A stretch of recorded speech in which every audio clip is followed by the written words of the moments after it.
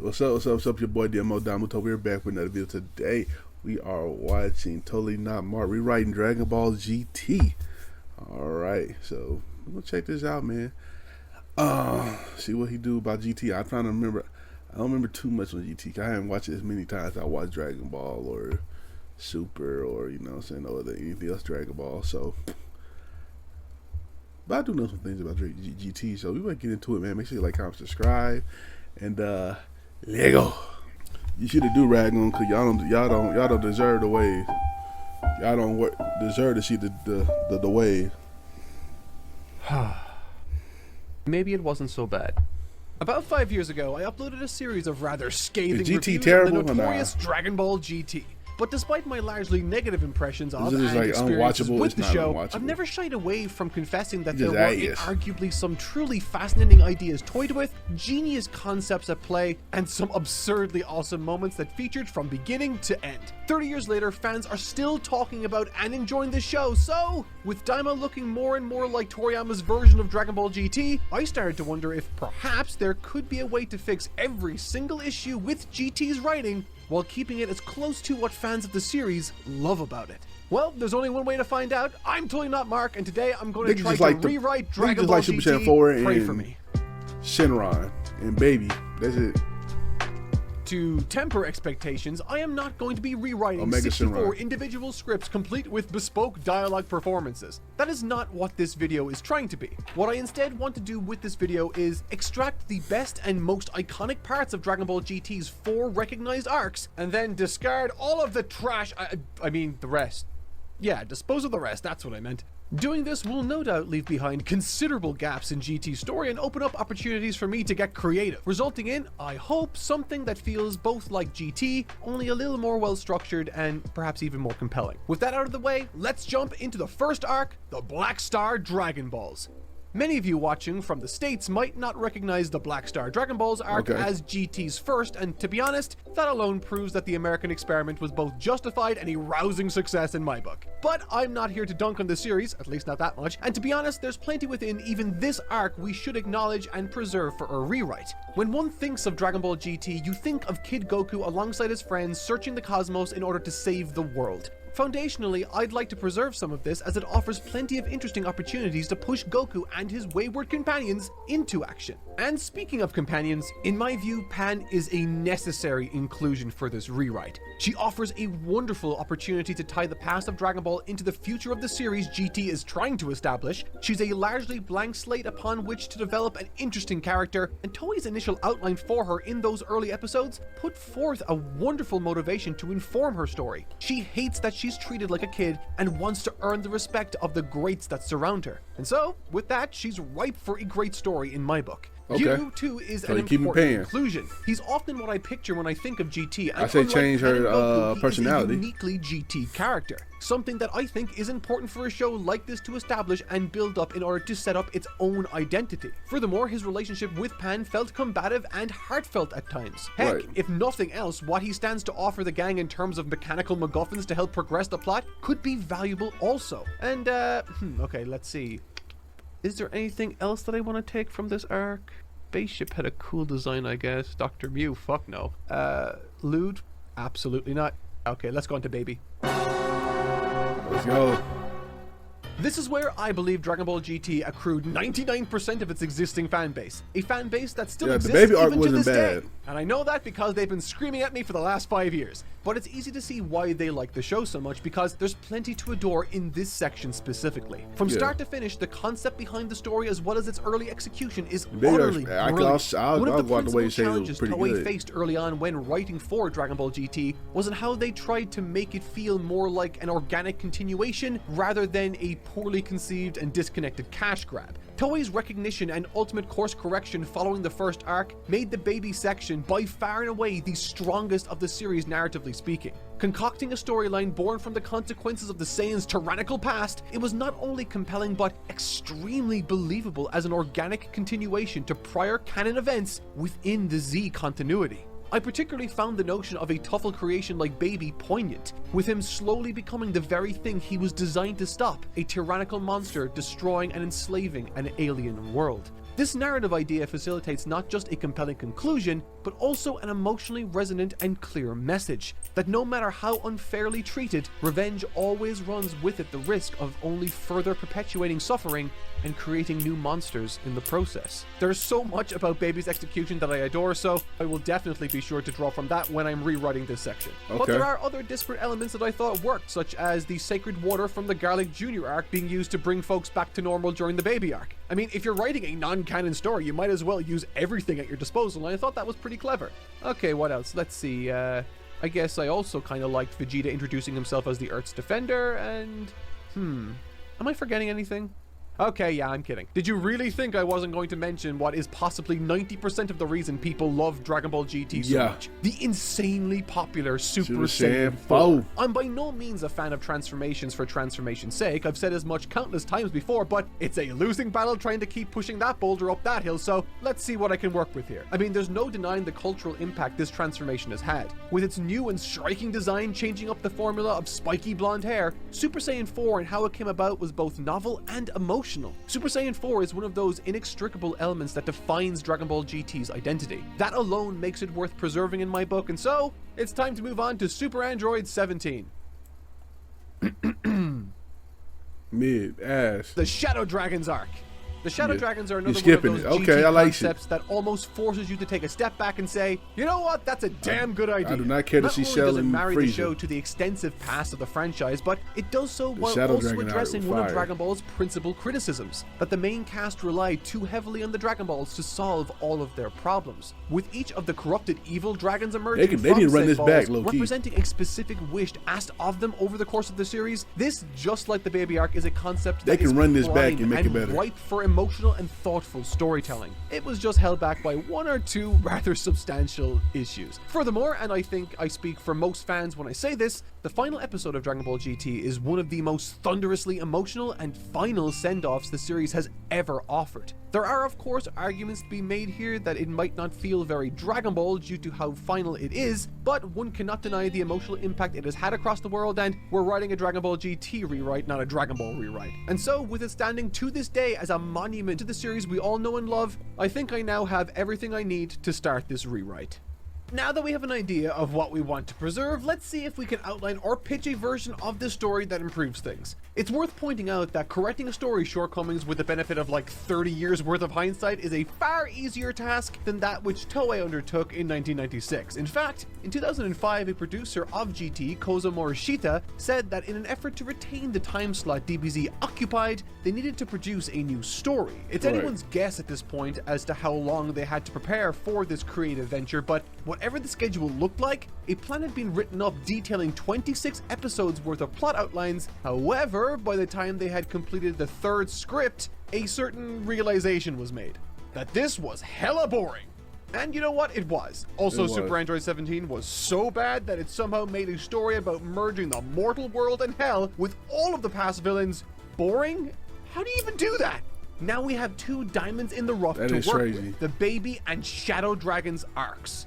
Now, something I admired Toriyama for doing during the Saiyan and Frieza material was how well each story thread fed into and informed the next. Raditz sequences into Vegeta fantastically, who necessarily facilitates Frieza's entry into the story also. Stories are connected, so jumping from the Black Star Balls to Baby, only to then jump into Super Dumpster Fire 17, with little at all connecting them, robbed the story of consequence and, well, drama. I want drama in this bitch. So, to begin, what this rewrite needs are character arcs for old and new characters alike. One of the many issues I had with GT back in the day was that it all but discarded the character of Oob, which, God, okay, it makes me angry even thinking about it. Goku had spent the years between the end of Z and GT training this guy, only for them to introduce us to him again and then say goodbye? And even more irritating, it establishes and outlines a fantastic arc for Pan, only to then abandon it in favor of making her an annoying damsel in distress for Goku to save like 20 times. But to be clear, my issue isn't that Pan gets saved a bunch. My issue was that that's all she was. It culminated with nothing. She's annoying, she gets into trouble, and that's it. In my version of events, Pan is introduced she's the much exact cooler same in, way as this Super. energetic girl who's a skilled fighter, eager to prove herself as a warrior to those who have saved the Earth countless times before her. It's an interesting and fitting journey for a young character like her to have, and more than that, it's a story that no character in Dragon Ball has told up until now. She wants to fight, she wants to prove herself, and damn it, she's going to in this story. But you know who won't prove himself? I say you give Videl. I guess she kind of got her personalities from her parents. She's like fiery like Videl and more, just, crybaby like Gohan. So I guess, Trunks! but I don't care if this rubs people the wrong way, but GT Trunks sucks. He is Ass. so offensively boring. Where did the spunky kid from Dragon Ball Z go? Who's this stick in the mud? And look, I get that he's popular, but Super gave Trunks plenty of love Future already, Trunks is and popular, the least my guys. rewrite can do is give his role to someone starved of screen time, like Oob. So with all of that in mind, I would like to open my story the same way GT did, using Goku and Oob's battle within the Lookout to act as both our reintroduction to their characters and the site of our inciting incident. Only this time, this inciting incident will have actual consequences that won't pivot away in 3 episodes.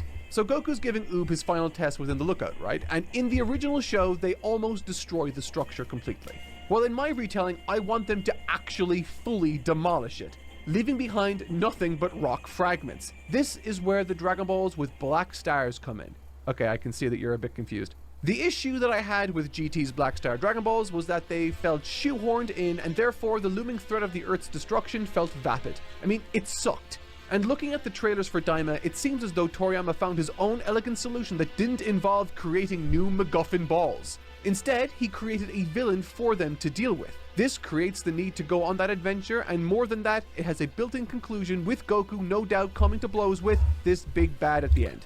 But seeing as that's Toriyama's solution for his grand adventure, I want to make mine different and instead lean into a solution that both fits the story and the direction Toei ultimately decided to take with the baby arc.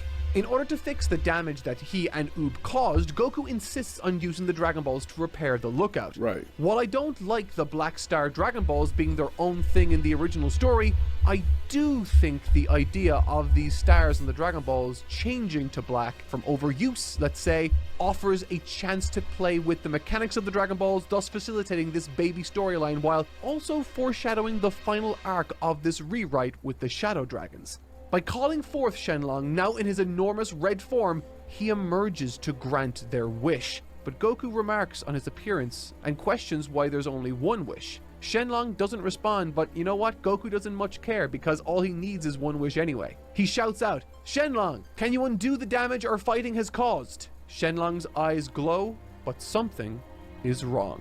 The balls, they begin to crack and then shatter one after another, unleashing a cloud of black smoke that quickly escapes into the air. We don't see where this smoke goes, but what it leaves behind is of serious consequence. In addition to their destruction, Goku is changed into a weaker, younger version of himself, complete with a tail. All the while, unbeknownst to the Earthlings, a small but powerful force is released into the universe. So my idea behind this introduction is that instead of the Black Star Balls being some brand new thing, they are instead a corrupted version of the original set. And much like a computer acts with a virus, they no longer work as intended. The once perfect wish of Shenlong is now granted much more like a monkey's paw. In other words, when Goku said, "Undo the damage our fighting has caused," Shenlong undid not just the damage Goku had caused with Oob, but additionally repaired all the damages the Saiyans had caused other planets' architecture, infrastructure, and technologies. This is where the Tuffle and Saiyan history takes center stage in the form of a flashback, and instead of this being relegated to some short cutaways, I'd like an entire episode, or perhaps even 2, dedicated to an emotional story following the slow downfall of the Tuffle Empire through the eyes of an optimistic Tuffle scientist and his family as he tries to gather materials for and develop what he believes will be his race's only hope for a brighter tomorrow. Struggling for survival against the tyrannical Saiyan threat, this sequence would operate with a similar desperate tone to that which the first episode of the future Trunks arc of Super boasted. However, in the closing moments of this flashback, having come within moments of setting this creation into motion, the Saiyans destroy both him and the rest of his people. In that instant, they take everything. That is, until we return to the present day, where the skewed conditions of that wish restored both the lab and within that the sequencing for this Tuffle scientist creation to begin anew. This is ultimately what gives rise to the birth of the Tuffle parasite, Baby. And so slowly, his journey to Earth begins. All the while back at the newly restored Lookout, circumstances continue to worsen. With the Dragon Balls having met an unprecedented end, Dende too collapses to the floor, unconscious. Okay, so what's up with that? Well, with the Guardian of Earth's life having been established as inextricably linked to the function of the Dragon Balls themselves in the past, I thought it would be an interesting creative choice to link their abuse with a consequence that claps back in the opposite direction. Oh, you trying to make my nigga a slave? We know that if the Guardian dies, then so too do the Dragon Balls. So why not, once the Dragon Balls get corrupted by mismanagement, have him too feel those consequences? Needless to say, with the balls having been shattered before their very eyes, Goku's form and strength having been cut dramatically, and Dende now clinging to life, they are well and truly at a loss for what to do. Much the same as GT, I would like to retain the issues and restrictions Goku experiences with this new form, preventing him from traveling to Namek himself. Thankfully, however, Goku has a contingency plan, King Kai, who, acting as an intermediary, bridges the gap between Earth and Namek to see if they can use their Dragon Balls to help their dire circumstances. But after having explained what occurred on Earth, the Namekians' response is bathed in apprehension. They express that for generations their people sought to protect these sacred orbs from being abused, scattering them across their planet under the protection of different villages and their elders. In past centuries, these communities would encounter champions or travelers that have voyaged far and wide that sought out these sacred balls. However, even then, they would need to pass a test of cunning or strength in order to do so. But, as they explain, many failed.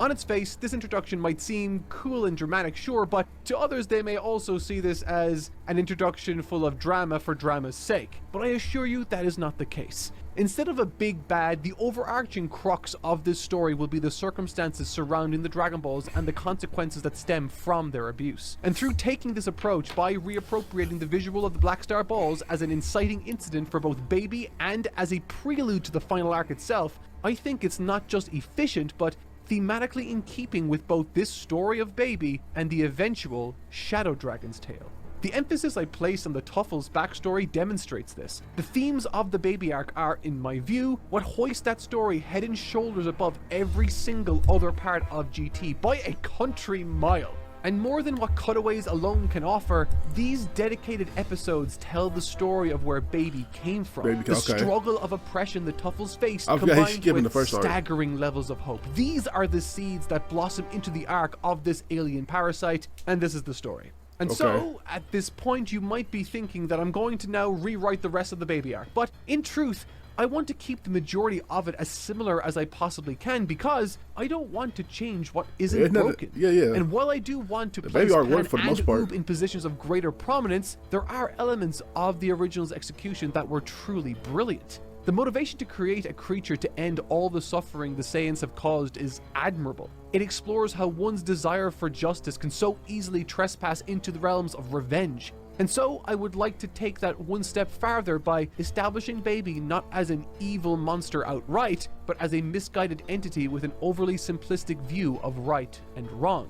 A sense that ultimately takes him down a negative change arc. I love the concept of him slowly making his way across the galaxy, infecting granola now. Okay, bet. We good. He can in subtle ways until he finally arrives at his destination, planet Earth. Furthermore, I love what GT did with Goten now that he's all grown up, and I found the choice for him to ultimately target the Prince of the Saiyans both fitting and exciting. The only thing I would change about Baby is that through this slow progression up the totem pole of power, in addition to him restoring Vegeta's tail, because let's be honest, they gotta do that, what they did in GT was stupid, he could also gradually lose sight of the good he was designed to achieve. No longer acting as a protector, instead slowly revenge starts to consume him. And again, unlike GT, I don't want Goku to be as absurdly powerful as he was. I think nerfing him not only opens up Baby, now wielding Vegeta's power, to feel like an even bigger monster, but it too creates opportunities for Oob to show what he's got. operating in a world without any Dende to heal his allies, or Dragon Balls to bring back the lives That that were makes lost. sense how I Goku want was still that Oob to strong. be the force that stands between the Earth and certain destruction in the second Trying to act, clean as my Baby nails. goes from strength to strength, becoming stronger and stronger within Vegeta's body. However, Oob isn't the only one who's learned something from Goku. In my version, Pan 2 has trained with them as she has gotten older. And so, in this rewrite, I'd like there to be a moment where Pan is presented with an opportunity to make a save or significant contribution to the story, only to come up short and place herself in life-threatening danger. And as Dragon Ball stories often do, to make matters worse, in order to save his daughter, Gohan is killed by Baby. The result of his daughter's Oh, kill. hell, Having nope. successfully killed another Saiyan and about Oh, we good. Nah, we end the video. Yeah, we can end the video now. We can end the, all right, y'all, man. Make sure y'all like, comment, subscribe, bruh. Not fucking with y'all. We killing Gohan. That's a sin right there. That's killing Gohan. That's a sin. about to move on I'm on to you. Pan, I'm on you, distraught by Mark. what she has just seen, she erupts from beneath the rubble as a Super Saiyan. But this isn't a triumphant, badass, or any moment like that we would have assumed it would be based on the history of this series. Instead, she is incensed and not thinking clearly, which results in Baby dismantling her easily, requiring That is crazy she Oob to turned show up Super via Saiyan. instant transmission to take her back and regroup with Goku. By the time we arrive in the final act of the arc, while he still retains his composure and believes that he's doing the right thing, Baby has well and truly grown a tremendous contempt for these Saiyans and those standing in the way of his righteous mission. Naturally, I mean, it is Dragon Ball, fighting does take place in the final act between the remaining forces of Earth, Goku, Pan, and Oob, but to cut a long story short, Baby is pushed to his limits and forced to rely on the very transformation which brought about the end of his creator's life, family, and race, the Uzaru. And through doing so, because he himself isn't trained in that form, begins to thrash around, mindlessly destroying everything. It's a grim and sad story that sends a really important message, that no matter who you are or how righteous your cause may be, if revenge and hatred are at the core of what moves you, then you too have opened yourself up to becoming exactly that which you despise. And amidst this chaos, as he thrashes around an enormous building, Baby sees his reflection on the glass facade. What he witnesses is the same vicious monster that haunted so many before him. Now, this is a moment of potential reconciliation because to me, reducing Baby to a black and white evil villain robs this story of the potential it has. Standing as a golden Uzaru, looking down at Goku and the other Earthlings willing to lay down their lives for this planet against him, the conviction he once had in this mission crumbles like the civilization he's destroyed, enabling Vegeta, who has been fighting to escape Baby's control all of this time, to push him out and regain control. Unlike Baby, Vegeta is fully trained in this state, but more than that, in his golden Uzaru form, recognizing what hangs in the balance if he doesn't stop Baby here and now, Vegeta transforms into the series' first Super Saiyan 4, reducing Baby to a cowering mass in an instant. Ultimately, Goku steps in and tells Vegeta that Baby is done, that he's not a threat to anyone anymore, that we aren't his enemies. Listening to Goku and having averted his eyes momentarily, Baby seizes this opportunity and escapes into the rubble out of sight, not to be seen again for the rest of the arc. And so, that's my Baby arc. It's honestly largely the same with a few tweaks to characters in prominence and a refocusing of the message of the story ultimately. And just like all the best arcs of Dragon Ball's past, seeds have been set since the beginning of this retelling, and you best believe I am going to use the consequences of this arc to inform the next. With all of the senzu beans consumed in the struggle against Baby, Dende out of commission, and the Dragon Balls yeeted from existence, the Namekians feel the heavy debt that they owe these Earthlings and recognize that they have defeated a monster that could have indeed destroyed the universe had they not intervened. And so, they activate their Dragon Balls and ignore the black stars that they brandish. Their wish being, Purunga, please bring back and restore everything and everyone that was destroyed on Earth. And with that, the events of our final arc are set in motion. Everyone, welcome to the Shadow Dragon arc. What? The Shadow Dragon arc. Yeah, okay, that's right, you heard me, okay? So, not Shadow Dragons, we're dealing with just one. You see, one of my Okay. biggest issues with the original concept was that so much time Taking was the other spent dragon. digging around after other Yeah, 'cause dragons some of the that other dragons amounted kinda to on little some more than a bullshit. distraction. I like the idea of creating 2 perhaps, but because I'm short on time and I am not designing 2 distinct dragons for my editor to animate around in this video, we are going to contend with just Omega Shenron. But I will add a twist to make up for the lack of other dragons, so don't worry. With the wish made, Gohan and the others are restored to life and the destruction undone. But in the same way Shenron vanished, so too does Porunga prematurely on New Namek, leaving behind nothing but a few shattered shards and some black smoke that too escapes into the atmosphere. The unforeseen consequences of this wish, despite its careful wording, results in the emergence of a devastating new foe. Okay, so you might be wondering, where does this dragon come from? Well, the black smoke that escaped into the sky both at the beginning of the baby arc in this retelling and on Namek just now has traveled at great speed a great distance to one specific location, the former site of the once great planet Namek. With the unforeseen consequences of the Namekian's wish being the life of the dragon Shenron restored. But with Dende out of commission and the balls inactive or corrupted, the smoke is violently swirling in the black and cold vacuum of space, until a silent, draconian warrior emerges named Omega Shenron, the combined force of Porunga and Shenron together. Large in stature and frame, his face turns to contempt and sorrow as he stares through the vacant space planet Namek once occupied. Looking off towards Earth, he takes flight at great speed.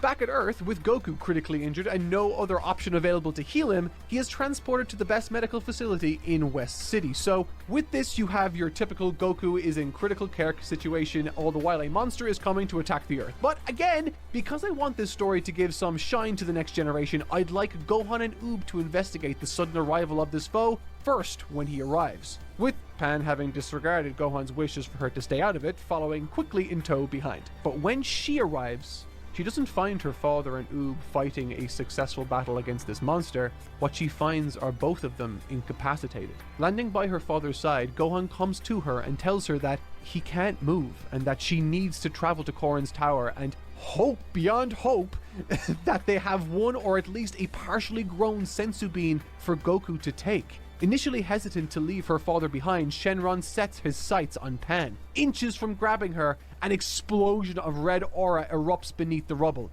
It's Oob. With one punch, he knocks this monster through a vacant building before turning his attention to Pan. Exhausted, he shouts, "This might be all I've got left. I don't know how much longer I can hold him off, but do as your father said and go get Master Goku!" Sensing Pan's frantic energy rushing towards Korin Tower, using his magic carpet, Popo teleports to Korin's place and retrieves an immature small pip of a bean. It's all they had, but it's better than nothing. Using his carpet's teleportation abilities, he brings Pan to the medical facility where Goku is resting, explaining that they don't have much time and that by now Shenron must have disposed... But before he can even complete that sentence, Shenron cuts him off. Trying to reason with him, Mr. Popo asks why he's here, what's going on, but Shenron remains silent. Raising his hand dispassionately to destroy both of them, Oob once again appears between them and he.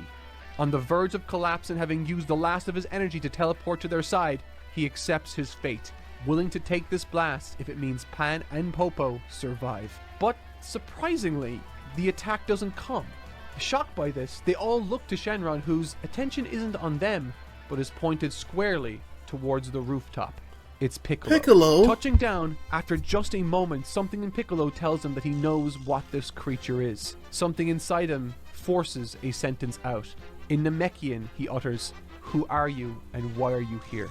Shenlong speaks for the very first time, explaining to Piccolo that he has come to Earth not for revenge, but to restore balance to the universe after the abuse of the Dragon Balls. Naming both Vegeta and Goku as the main culprits responsible for the damage done, it's thanks to them that Frieza and his minions sought out planet Namek in the first place. It's because of Goku's refusal to avoid conflict with Frieza that caused the planet's destruction, and it's due to the Earthlings' actions that both Shenlong and Porunga were pushed to the point of destruction in just a few short decades. He views these individuals and the Earthlings as ultimately self-serving and seeks to re-establish the natural order.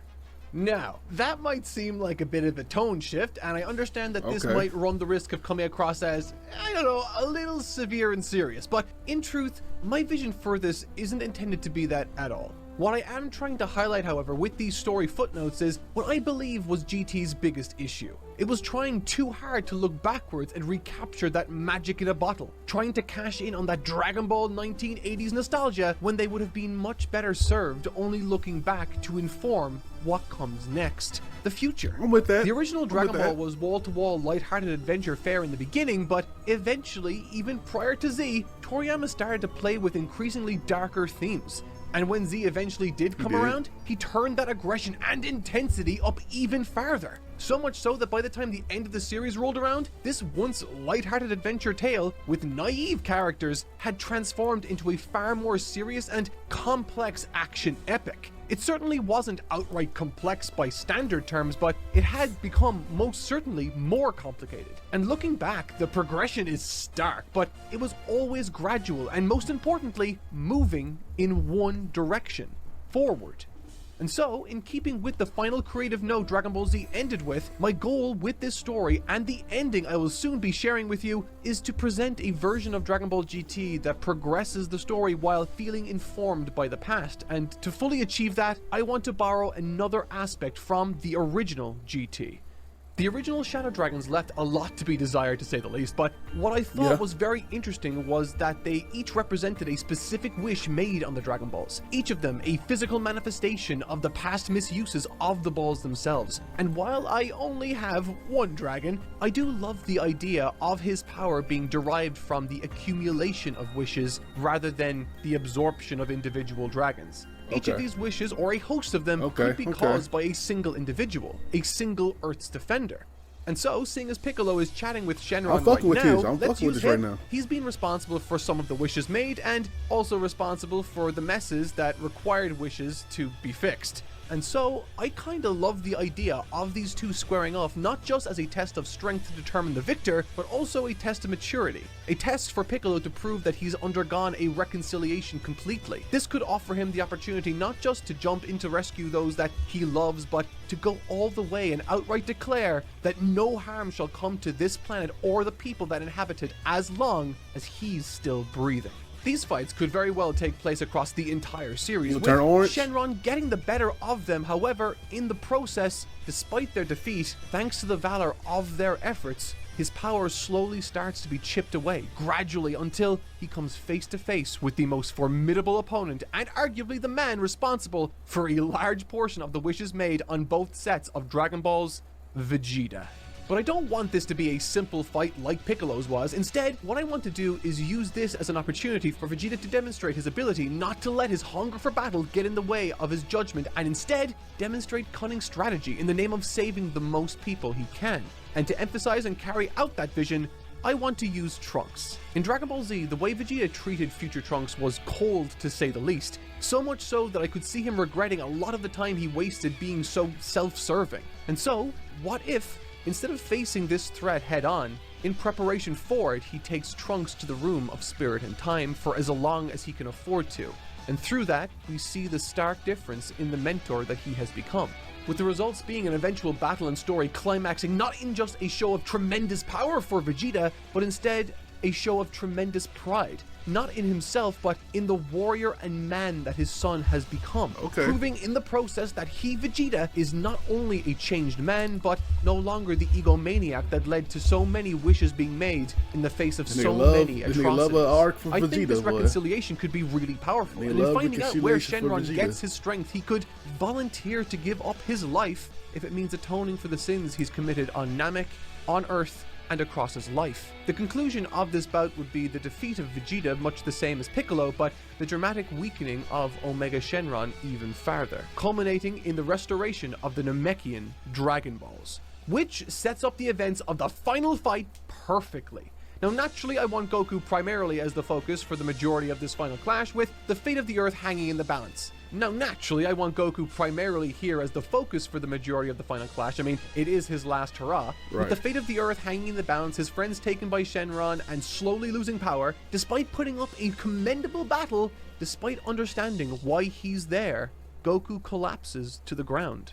And so, with Shenron marching now steadily towards the defeated Saiyan, it seems his fate has been sealed. However, despite being totally drained of every last ounce of energy that he possesses, Goku smiles and says, "I know you're there, you know. I kinda need your help." And with that, suddenly, King Kai immediately replies, "Huh? How did you know that?" Equally shocked at the sound of King Kai's voice ringing in his head, Goku's confusion is hastily pushed to the side as time is very quickly running out. King Kai explains that the Namekian dragon has been fully restored and that since they only used one wish last time, there are 2 more wishes Goku can make. It's at this point our perspective then shifts to that of the approaching Omega Shenron until he stops, dead in his tracks. To his and our amazement, Goku has jumped to his feet more nimble than we had seen him since the start of the story. With speed, he assumes the classic fighting stance for what we now know will be his very last time, and as he does, he smiles and says, "Oh, it's a relief the Namekians got their dragon back. Those folks have been through enough. I've gotten to fight more than my fair share of strong guys during my lifetime, but you're definitely the strongest. It's a good thing the Earth has never needed to rely on me alone." Enraged by this, Shenron rushes Goku, exclaiming, "You arrogant fool, to think after all of this you still abuse their magic!" But just as soon as he finishes that sentence, Goku's legs give way beneath him. He falls to the floor, barely conscious. With a smile on his face, he whispers, "Thanks for the boost. I needed it," as the entity known as Baby relinquishes control of the Saiyan. This entire circumstance was a massive distraction and one that granted Oob the chance to emerge unseen. Baby! With a powerful Genki Dama. Launching it towards Shenron, it seems as though the world is saved. However, while it grazed him, the bomb is successfully dodged. Now hurtling towards Pan, who too has been devastated by this battle alongside her grandpa, the fate of the world rests heavily on how she reacts to this very moment. Her bravado is gone, and her confidence has been shaken since her failure in the prior arc. However, cutting through the doubt, she hears a lone voice exclaim, "Bounce it back!" It's her father.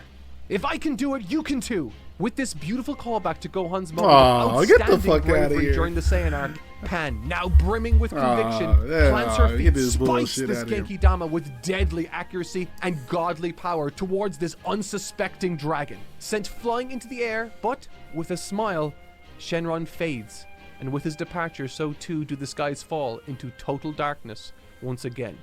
The Earth's dragon has been restored. This whole story then concludes with the final episode of GT, which is almost perfect, but I do want to make 2 small changes. Firstly, I want everyone who's there to rush Goku and ask what his wish was for, only for him to then reveal that he never made a wish, because that's what got them into this mess in the first place. In the end, he just bet on the strength of his friends. Looking at Pan, he says that the Dragon Balls are going to be going away for a while, that they may return someday, but he cautions them that once they do, they need to rely on each other and not their magic, the very same way he placed his trust in them today. He anoints Oob as the Earth's protector before shifting his attention to Pan specifically. He tells her that she saved the world well and truly and that he never doubted her, not for a second.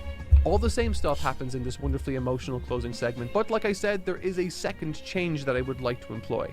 As we skip forward in time to the World Martial Arts Tournament, Pan sits as a doting grandmother watching her grandson when she sees what she thinks is her grandpa Goku for the first time in what must be 50, 60 years. Scrambling to get a better view, as soon as she gets close, he vanishes. However, looking down at where he once stood, she finds an old memento and a sign that magic has once again returned to the world of Dragon Ball. Oh, And that's how I would I like look that at ending. GT. As a conclusion to all of the disparate threads of Dragon Ball's story, addressing as many interesting angles that harken back to the past as I can, while using as many elements of what made GT popular with a primary focus on establishing the future. Because if there was any lesson to truly be gleaned from Dragon Ball, it's that the adventure never really ends and that there's always another formidable challenge waiting for us around the next corner. I'm not mad at it. I like to rewrite. I like to rewrite, guys. Shout out to Totally Not Mark. Let me know how y'all feel about it down below, and let me know what you want to react to next, man. Make sure you like, comment, subscribe. I might react to the plot holes in Dragon Ball Super one he just posted, the new one he just posted. So I might watch that too. But make sure you like, comment, subscribe. Check out the rewrite of Dragon Ball Super right here, and check out something you might like right here about Dragon Ball. And I'll catch y'all next time, man. Peace.